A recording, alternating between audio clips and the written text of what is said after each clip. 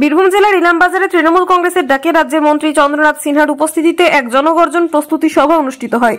Brigade সমাবেশ 10ই March দিনে বিরাট ঐতিহাসিক জনগর্জন সভা ও তার প্রস্তুতি সভা নিয়ে আজ ইলামবাজারে রাইস মিলের মাঠে তৃণমূল কংগ্রেসের সর্বস্তরের কর্মীদের বার্তা দেওয়া হয়। উপস্থিত ছিলেন বোলপুর বিধানসভার বিধায়ক তথা রাজ্যের ক্ষুদ্র বস্ত্র কুটির শিল্প মন্ত্রী চন্দ্রনাথ সিনহা, ইলামবাজার ব্লক তৃণমূল কংগ্রেসের সভাপতি ফজলুর রহমান, বীরভূম জেলা পরিষদের মৎস্য প্রাণী সম্পদের কর্মাধ্যক্ষ রবি মুর্মু, ইলামবাজার পঞ্চায়েত সমিতির সভাপতি সুদীপ্তা লাহা হালদার, ইলামবাজার পঞ্চায়েত সমিতির সভাপতি সুদীপ্তা সাহা হালদার ও সহসভাপতি দুলাল চন্দ্র রায় সহ বিভিন্ন অঞ্চল ও বুথের রাজনৈতিক ব্যক্তিত্বরা। তৃণমূল কংগ্রেসের জনগর্জন সভাকে কেন্দ্র করে ইলামবাজারের রাইস মিলের মাঠে ইলামবাজার ব্লক জুড়ে সাধারণ মানুষের ভিড় কম বেশি 8 থেকে 10,000 ক্যামেরায় ধরা পড়ে। এই সভায় বার্তা দেওয়া হয় আগামী দিনে কিভাবে তৃণমূল কংগ্রেসের সরকারকে সঠিক পথে এগিয়ে নিয়ে যাওয়া যায়। মুখ্যমন্ত্রী মাননীয় মমতা বন্দ্যোপাধ্যায়ের যে 74টি প্রকল্প রয়েছে সেই প্রকল্পগুলি সঠিকভাবে সাধারণ মানুষের সামনে তুলে ধরতে হবে। কোনো সাধারণ মানুষ যেন এই সুযোগ সুবিধা থেকে বঞ্চিত না হয় তার দিকে কঠোর নজরদারি রাখতে হবে। তাই 10ই মার্চ তৃণমূল কংগ্রেসের ডাকে ব্রিগেড চলো এই মহাসমাবেশে জনগর্জন সভায় সর্বধর্ম নির্বিশেষে একত্রিত হয়ে মামাটি মানুষের সরকারকে আগামী দিনে এগিয়ে নিয়ে যাওয়া এবং 2024 লোকসভা নির্বাচনকে সামনে রেখে সাধারণ মানুষের জন্য এক সঠিক বার্তা দেওয়া হয়। ইলামবাজার থেকে জয়ন্ত মণ্ডলের রিপোর্ট, বীরভূম। বাংলা স্বনির্ভর হবে, বাংলা কেন্দ্রের কাছে ভিক্ষা চাইবে। বাংলা থেকে 4,60,000 কোটি টাকা তারা প্রতি বছর তুলে নিয়ে যাচ্ছে। আর আমাদের যে ভাগের টাকা, যে কেন্দ্র রাষ্ট্র, যে যুক্তরাষ্ট্র কাঠামো, সেই কাঠামো যে ভাগের টাকা আমরা পাই, সেই টাকা তারা আটকে রাখছে। এটা বেশি দিন তারা করতে পারবে না, কেননা আমাদেরও আমাদের ভাগের টাকা বুঝে নিতে হবে। তাই আমাদের সেনাপতি সম্পাদক অভিষেক ব্যানার্জি 10 তারিখের জনগর্জন সভা দেবে। সেই সভা থেকে এই রব উঠবে এবং এই রব সামনের দিনে দিল্লি অধিকার করবে। তৃণমূল কংগ্রেসকে ভয় পাচ্ছে বলে মনে হচ্ছে না? তারা ভেবেছে কপিল যেমন আগের বাসায় ডিম পারে, কপিল কিন্তু নিজের বাসায় ডিম পারে না, আগের বাসায় ডিম পারে এবং কাককে ফুল বুঝিয়ে ডিম দিয়ে বাচ্চা করে ডিম চলে এবং কাকের ডিমগুলোকে ফেলে। তাই সারাও সেভাবে ভেবেছে যে বাংলার মানুষকে যে বারবারে আসবে, তারা দুবার বিভ্রান্ত করেছে বাংলার মানুষকে। 19 সালে বিভ্রান্তটা করেছে, তাই তারা ভাবছে 24 সালে একই বিভ্রান্ত করবো। যে কাকের বাসায় যখন কপিল ডিম ফেলে পালায়, তেমনি তারা বারবারে আসছে কপিলের মতো এসে তারা ভাবছে আবার ভোট নিয়ে যাবো। কিন্তু এবার বাংলার মানুষ সচেতন আছে এবং 42টা লোকসভারই বাংলার মানুষ সচেতন হয়ে নিজের ঘাটে আটকাবার জন্য সচেষ্ট হয়ে গেছে। তাই এবার তারা একটা সিটও পাবে না, তারা বুঝতে পেরে তাই তারা বারবারে এসে আবার মানুষকে বিভ্রান্ত করার চেষ্টা করে। কিন্তু এবার আমাদের সজাগ প্রহরীর মতো মমতা ব্যানার্জি, অভিষেক ব্যানার্জি যেভাবে বাংলার মানুষের পাশে আছেন, হৃদয়ে আছেন, সেই হৃদয় থেকে তারা এর নাম বার করতে পারে। তাই ভোটে প্রমাণ হয়ে যাবে যে বাংলার 42 এবার তৃণমূল পাবে, অন্য কোনো দলের অস্তিত্ব। কংগ্রেসকারী দেখতে পাবেন 2-1 দিনের মধ্যে যে মানুষগুলোকে ভুল বুঝিয়েছিল, তারা 80% মানুষ কিন্তু ভুল বুঝতে পেরে গেছে। তারা অলরেডি জানাতে শুরু করেছে যে আমাদের ভুল হয়েছে। কালকে তো দেখেছেন মিটিংয়ে আপ্রাণ চেষ্টা করেছিল গোটা সন্দেশখালীকে তুলে নিয়ে যাওয়ার, কিন্তু মায়েরা সেখানে যায়নি। কিছু সংখ্যক আছে যে থাকবে সব জায়গায়, তারা গিয়ে নোংরা কান্না কেঁদে এসছে।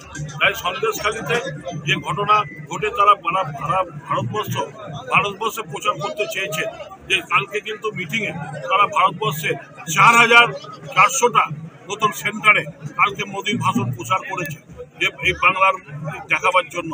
কিন্তু তিনি মূর্খস্বর্গে বাস করছেন। সন্দেশখালী কিন্তু মমতা ব্যানার্জির পাশে আছে। ইলেকশনে প্রমাণ হয়ে যাবে সন্দেশখালী যে দুটো পঞ্চায়েত নিয়ে গোলমাল, সেই দুটো পঞ্চায়েত আমরা বিপুল ভোটে জিতব। সেনাপতি অভিষেক ব্যানার্জি ডাক দিয়েছেন 10ই মার্চ ব্রিগেড চল। নামটা নতুন, তার কারণও আছে যে এই সভা থেকে আমাদের মাননীয় মুখ্যমন্ত্রী মমতা ব্যানার্জি নিজে উপস্থিত থাকবেন এবং সারা বাংলা থেকে আমরা সেদিন সারা কলকাতা 10 তারিখে সারা কলকাতা স্তব্ধ করে দেব। ভারতের প্রধানমন্ত্রী সহ সারা ভারতবর্ষের সমস্ত খেটে খাওয়া মানুষ, গরিব মানুষ, শ্রমজীবী মানুষ থেকে শুরু করে কৃষক, ক্ষুদ্র চাষি থেকে শুরু করে সমস্ত সম্প্রদায়ের মানুষ, সমস্ত ধর্মের মানুষ, সমস্ত ভাষাভাষী মানুষকে বুঝিয়ে দেব। বাংলা দাঁড়িয়ে 1,65,000 কোটি টাকা মোদি আটকে রেখেছে। কেন আটকে রেখেছে? না আমাদের 100 দিনের কাজ থেকে শুরু করে আমাদের যে বাড়ি, আপনাদের যে বাড়ির টাকা থেকে শুরু আবাস যোজনা থেকে শুরু করে সড়ক যোজনার যে গ্রামীণ রাস্তা সেই সহ স্বাস্থ্য থেকে শুরু করে ICDS আশা কর্মীদের টাকা পর্যন্ত তারা আটকে রেখে দিয়েছে বাঙালিকে ভাতে মারার জন্য। কিন্তু তারা ভুলে গেছে যে বাংলা বা বাঙালিরা কখনো কারো কাছে ভিক্ষা চায় না, তারা অধিকার অর্জন করতে চায়। তাই অধিকার অর্জন করার জন্যই 10ই মার্চ অভিষেক ব্যানার্জি জনগর্জন সভা ডেকেছে এবং সবাই আসার জন্য আমরা 2টো ট্রেন বুক করেছিলাম নর্থ বেঙ্গল থেকে, যাতে নর্থ বেঙ্গলের মানুষরা তারা এই সবাই আসতে পারে, সুবিধা হয়। তাই পার্টি থেকে 2টো ট্রেনকে আগাম টাকা দিয়ে বুক করা যায়, সে আমরা আগাম টাকা দিয়ে বুক করেছিলাম। কিন্তু ভয় পেয়েছে আজকে বিজেপি, এটাই আমাদের জয়। ভয় পেয়ে ট্রেন 2টোকে ক্যান্সেল করেছে। যে 8ই মার্চ কালকের দিনে ট্রেনটা ঢুকতো কলকাতায়, সেই ট্রেন ওরা বন্ধ করেছে। কিন্তু তারা জানে না যে বাংলার মানুষ তারা যখন খেপে যায়, তাদের নেতৃত্ব যখন সঠিকভাবে দিশা দেয়, তখন তারা দিল্লিকে ভয় পায় না, দিল্লিকে কাঁপিয়ে দেয়। তার প্রমাণ আপনারা দিয়েছেন। আমার ইলামবাজারের ঘুরিসা থেকেও গেছিল জব কার্ড নিয়ে দিল্লির বুকে, সেই ট্রেনও তারা ভয় পেয়ে ক্যান্সেল করেছিল। কিন্তু বাসে করে কষ্ট করে 36 ঘন্টা বাস জার্নি করে সেই মানুষরা দিল্লি পৌঁছেছিল আন্দোলনের সাথী হবার জন্য। এই ব্লকেরও 10 জন গেছিল ঘুরিসা থেকে, তারা কিন্তু পালিয়ে আসেনি কলকাতা থেকে ট্রেন নাই বলে, তারা কিন্তু বাসে করেও দিল্লি গেছিল, পার্টি থেকে বাসের ব্যবস্থাও করে দেওয়া হয়েছিল। তাই আপনাদের কাছে আবেদন করছি যে আপনাদেরও সেদিন 10 তারিখে মাঠ ব্রিগেডে যেতে হবে। আমরা সবাই মিলে সেখানে যেভাবেই হোক বাসে ট্রেনে, আমাদের ব্লক সভাপতি বাসের ব্যবস্থা করছে, আর বাকিদের ট্রেনে যাওয়ার অনুরোধ করুন। থেকে 2টো সিট জিতে নেবো। কেউ তারা ভুল করছে, এ তৃণমূলের কেউ নেতা নেত্রী নয়, তৃণমূলের নেতা নেত্রী একজন, তার নাম মমতা ব্যানার্জি। আপনারা যারা বসে আছেন, আমরা যারা ডায়াসে বসে আছি, আমরা সবাই কর্মী হিসাবে পরিচিত, আমরা সবাই তৃণমূলের কর্মী, তৃণমূলের সৈনিক। আমরা সেদিন বুঝিয়ে দেবো সামনের লোকসভা ভোটে যে এই সিট 2টো নেতা না থাকলেও আমরা যেভাবে তিনি পরিকাঠামো করে গেছেন, সে দলের স্ট্রাকচার সাজিয়ে দিয়েছেন, সে দলের স্ট্রাকচার এখনো কাজ করে যাচ্ছে। পঞ্চায়েত ভোটে আপনারা সেটা বুঝিয়েছেন, লোকসভা ভোটেও আপনাদের সেটা বোঝাতে হবে যে ব্লক তৃণমূল কংগ্রেসের ব্লক, এ ব্লক মমতা ব্যানার্জির ব্লক, এ ব্লক আমাদের জোড়া ফুলের ব্লক, এখানে অন্য কোনো ফুলের স্থান নেই। আজকে বিজেপি চেষ্টা করছে, নানা রকম আইন আনছে, নানা রকম আইন আনে ভারতবর্ষের মানুষকে বিভ্রান্ত করছে। তারা ভোট তুলে দিতে চাইছে।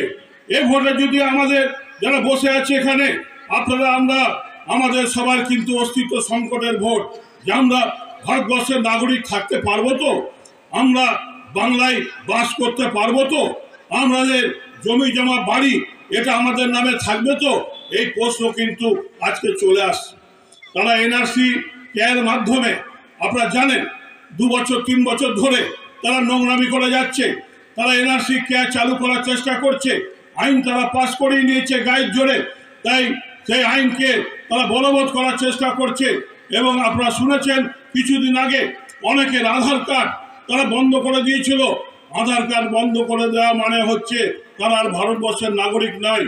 আমাদের নেত্রী আন্দোলন শুরু করেছিল, দিল্লিতে গোলামি নিয়েছিল, তার সঙ্গে অন্যান্য রাজ্যের মুখ্যমন্ত্রীরাও সাড়া দিয়েছিল। তাই বিজেপি ভয় পেয়ে সেই প্রায় 3 কোটি মানুষের আধার কার্ড লিঙ্ক কেটে দিয়েছিল, সেই লিঙ্ক জুড়ে দিতে বাধ্য হয়েছে। তাই আপনাদের সাবধানে থাকতে বলছি। এ লড়াই কিন্তু অস্তিত্বের লড়াই। এখানে যার সঙ্গে যার ভুল বোঝাবুঝি আছে সেগুলো মিটিয়ে তুলে রাখুন, পরে দেখা যাবে।